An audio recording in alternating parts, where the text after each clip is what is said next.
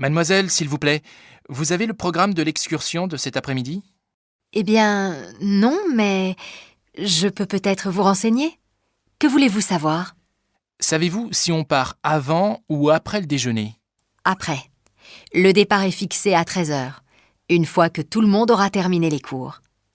Mais vous devez prévoir de déjeuner avant, ou alors emporter quelque chose à grignoter une fois dans le car. Bonne idée. Et vous pensez que le car partira à 13 heures précises?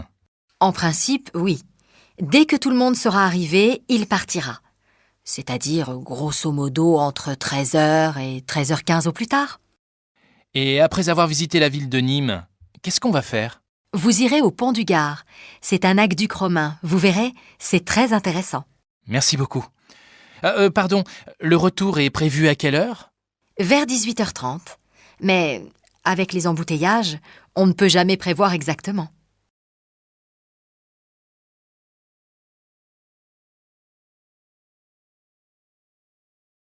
Tu auras fini ce compte-rendu avant 8 heures? Oui, j'espère.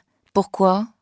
Quand tu auras terminé, on pourra peut-être aller au cinéma? Encore? Mais tu y es déjà allé 3 fois cette semaine.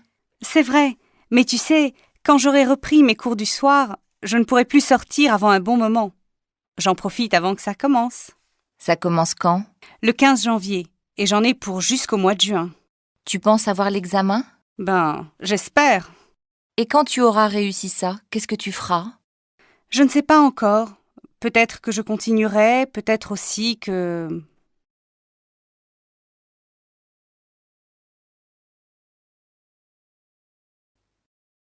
Quelle histoire! De quoi tu parles? Tu n'as pas écouté les infos? Non. Qu'est-ce qui se passe? Un homme a passé tout le week-end bloqué dans un ascenseur. Quand il a quitté son bureau vendredi, un peu avant 20h, tout était éteint dans l'entreprise. Il a appelé l'ascenseur, il est monté dedans, il a appuyé sur le 0, et 2 secondes après, l'ascenseur s'est bloqué. Oh! Il a actionné le signal d'alarme et, très calme, il s'est assis par terre en attendant que les secours arrivent. 1 heure après, il en était toujours au même point. Alors il a décidé de dormir là jusqu'à ce que quelqu'un s'aperçoive de sa présence. Il n'avait pas de téléphone portable? Non, il l'avait oublié sur son bureau.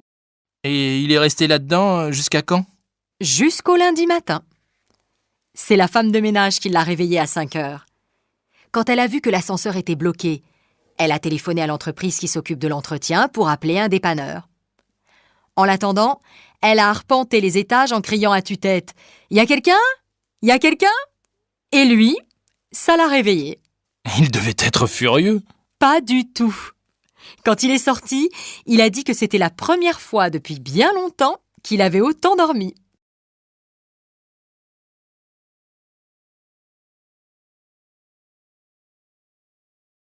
Tu as vu Lucie dernièrement? Lucie? Non. Mais j'ai entendu dire qu'elle allait retourner à Bordeaux dans sa famille. Ah bon? Pourquoi? Je ne sais pas, mais ses parents auraient des problèmes. Des problèmes? On dit que son père mènerait une double vie. Comment ça, une double vie?